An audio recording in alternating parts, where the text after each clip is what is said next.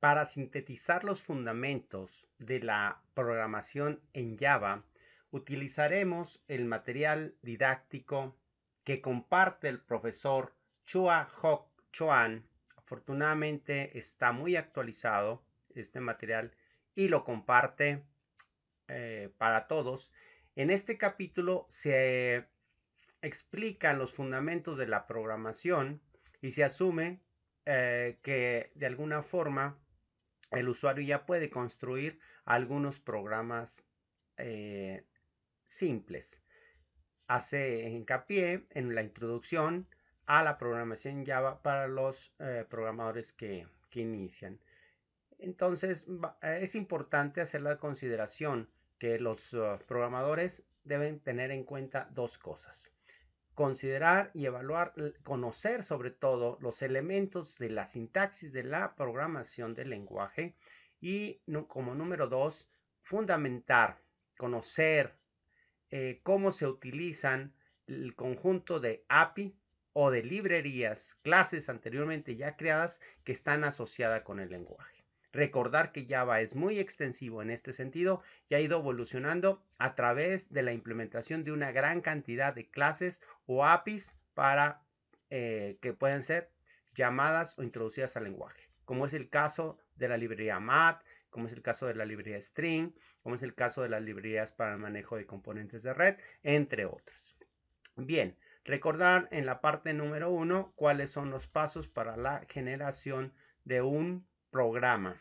En este caso, se genera el código fuente, se compila y lo estamos construyendo a través de integrar las llamadas a esas rutinas que son librerías nativas o librerías de terceros, la entrada a mi programa para producir una salida. Esto ya se estaría ejecutando en la máquina virtual. Les describe los pasos, hace unos comentarios acerca de lo que es un programita, cómo se construye un programa. En este caso es para sumar pares e impares. Se recomienda al usuario ampliamente revisión de la lógica de algunos de este tipo de programas para, si tiene alguna inquietud, alguna duda, contemplarlo en el chat.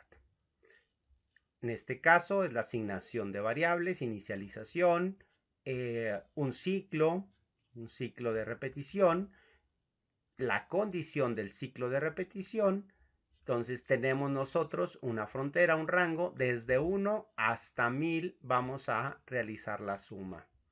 Entonces el número debe estar, mientras número sea menor o igual que la frontera superior, lógicamente iniciamos en el límite inferior y la condición nos llevará hasta que nosotros hayamos llegado al límite superior y nosotros entendemos esta condición o usamos esta condición para la determinación de si es número par o impar. En este caso, el módulo, recordar la operación del módulo que nos sirve precisamente para determinar que es un número par o es un número impar. Finalmente, imprimimos los resultados. Es importante recordar que hay diferentes tipos de comentarios, los comentarios de bloque y los comentarios de línea, y son importantes en la codificación de nuestro programa para recordar y entender, explicar a quien vea nuestro programa qué es lo que intenta hacer nuestro código. Hay estatutos y hay bloques de instrucciones. Un bloque, lógicamente, es un grupo de sentencias o de estatutos que van a estar entre el conjunto de llaves. Nos explica de alguna manera qué es dónde podemos aplicar, por ejemplo, en esta condición estamos nosotros usando una sentencia, un bloque, ¿sí?, agrupado para integrar tres estatutos o tres sentencias. Revisemos este. Si el número es igual a 88, ¿sí?, nos vamos o nos bifurcamos por este camino. Si no es igual a 88, nos vamos por este otro. Una sentencia de tipo de repetición normalmente debe de llevar una inicialización y una condición hasta dónde debo de llevar mi ciclo. ¿Cuántas veces debo de repetirlo, la sentencia o estatuto que tengo dentro de la instrucción? Se recomienda, como comentábamos, la indentación de nuestro código para que sea fácilmente leíble. En este caso tenemos el nombre de la clase, una función que pertenece a la clase y estatutos que pertenecen a la función, y aquí vemos perfectamente la indentación. Y con un simple vistazo apreciamos nosotros qué código está dentro de o corresponde a determinada función o a determinada clase. Fácilmente entendemos que esta llave está cerrando el while, que esta llave debe corresponder a la finalización del main y esta corresponde a la clase. Recomendamos revisar ampliamente lo que es una variable y lo que son los tipos de datos. Hay tipos de datos enteros, doubles, strings, ¿sí? Toda aquella cadena que va de alguna forma entre comillas. Caracteres significando un solo carácter.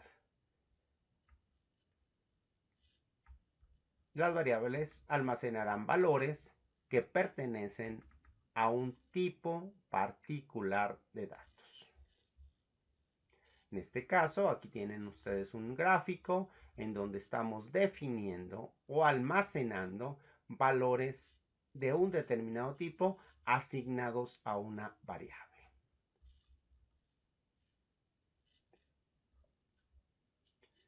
La definición de variable, bueno, tiene un nombre, almacena un valor de un determinado tipo que declaramos, ¿sí? Es importante revisar los lineamientos para realizar la identificación o denominación de una determinada variable. ¿Cómo puedo nombrar una variable? Pues puede llevar letras de la A a la Z, minúsculas, mayúsculas, dígitos del 0 al 9. Puedo introducir guiones bajos, ¿sí? E inclusive signos de pesos.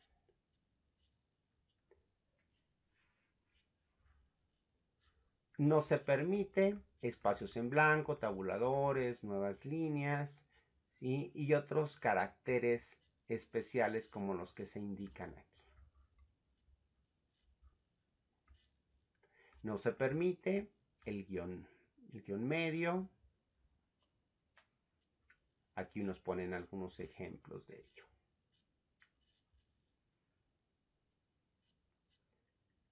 Hay ciertas convenciones para el nombrado de una variable. Un nombre de una variable es un nombre o una frase que está construida por varias palabras sin espacios entre ellas. La primera palabra debe iniciar con letra minúscula, mientras que ya las demás pueden o deben de alguna forma iniciar con mayúscula. Aquí vemos algunos nombres de variables. La primera palabra inicial minúscula, la segunda ya lleva inicial como medio de separación. Es importante tomar en cuenta las recomendaciones que nos hace para lo que es la definición de las variables y darles sentido, significantes. Evitar en lo posible variables que no tienen significado como las que se indican. A solo que pues sean, por ejemplo, como i, que queda claro que muchas de las veces lo utilizamos como un iterador.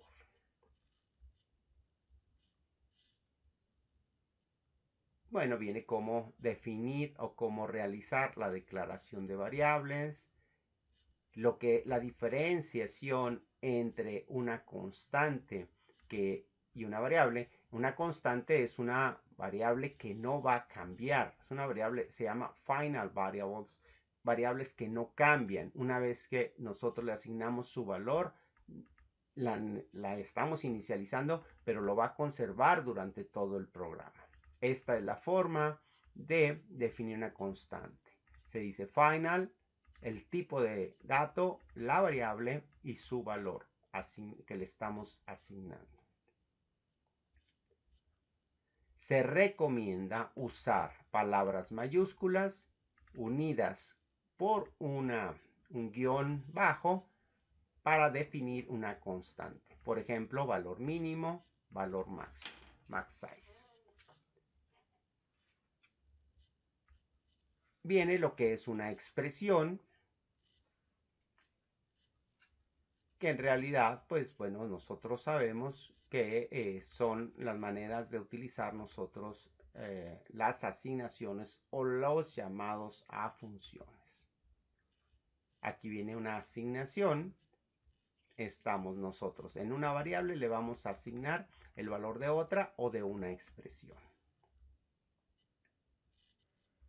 Como se indica en este estatuto, la expresión del lado derecho debe primero ser evaluada para producir un valor resultante y asignárselo a la variable que está del lado izquierdo. En Java hay dos categorías muy amplias de tipos de datos. Los tipos primitivos, por ejemplo, donde vienen los enteros, los doubles, los char, byte, etc. Y los tipos de referencia que se denominan a objetos y arreglos. Los tipos primitivos y los tipos de referencia o tipos que son referenciados o tipos de datos definidos por el usuario muchas veces se denominan clases y objetos, que es parte fundamental de nuestro curso. Los tipos de datos primitivos son, por ejemplo, el byte, el short, integer, long, float, double, char y boolean.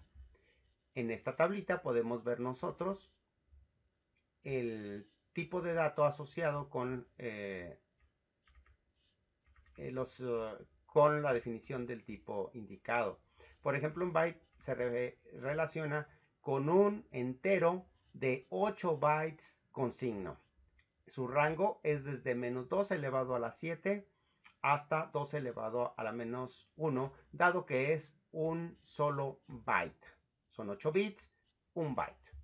Su rango de valores de aplicación son desde menos 128 a 127, perdón, son los valores que podríamos introducir en un momento dado, producto precisamente de esto. Este es el dominio, se dice, este es el dominio de valores que podemos albergar o almacenar en una variable de tipo byte. Short también se refiere a valores enteros, pero su tamaño es de 16 bits.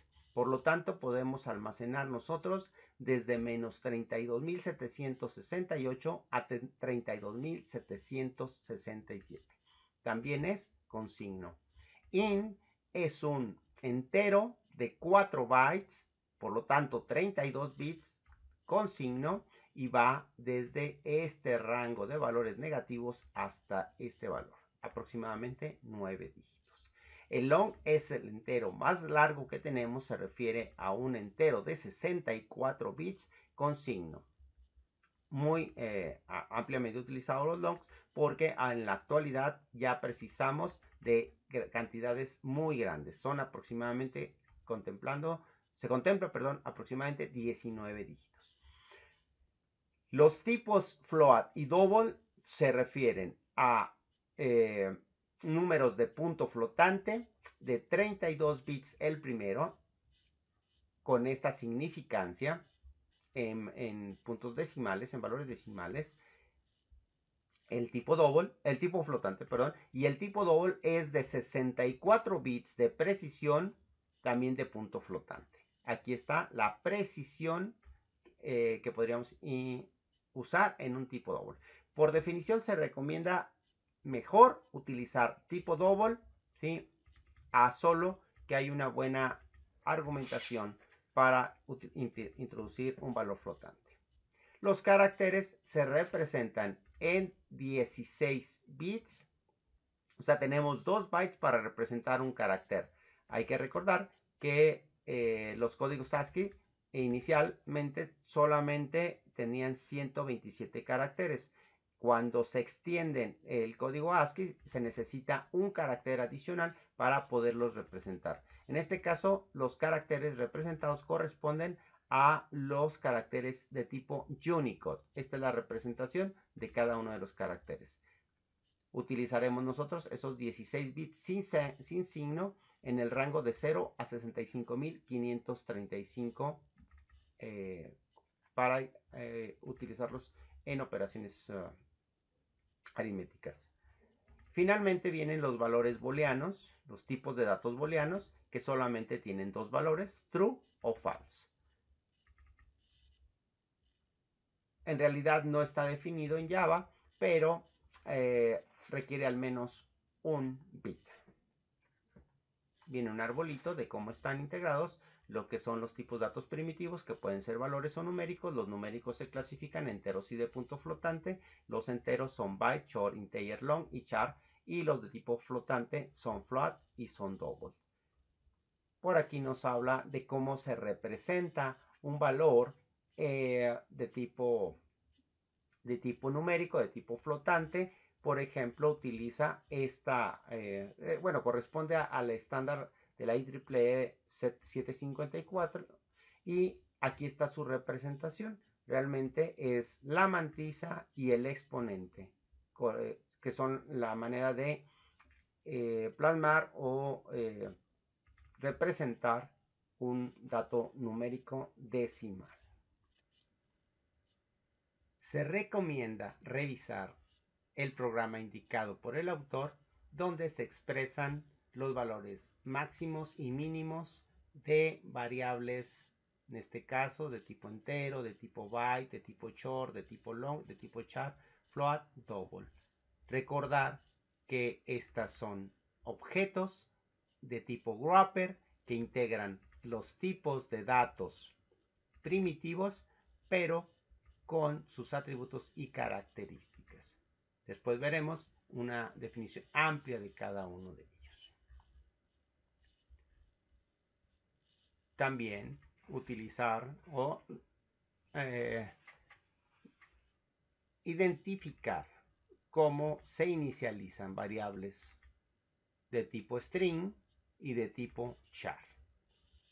La diferencia son las comillas dobles en string y de tipo char. En realidad solo podemos nosotros asignarle un solo carácter a una variable de este tipo y nosotros las identificamos por las comillas simples.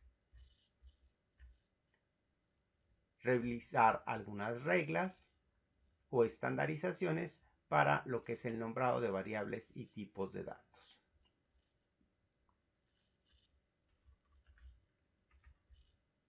En esta primera parte hemos hecho una revisión de todo lo que es algunos fundamentos, sobre todo hasta los tipos de datos. En la próxima parte revisaremos nosotros un poco más acerca de la sintaxis del lenguaje.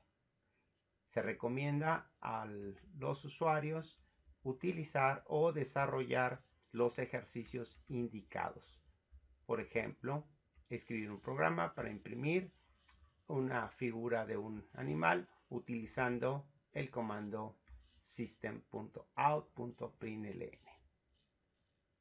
Revisar los ejemplos con literales.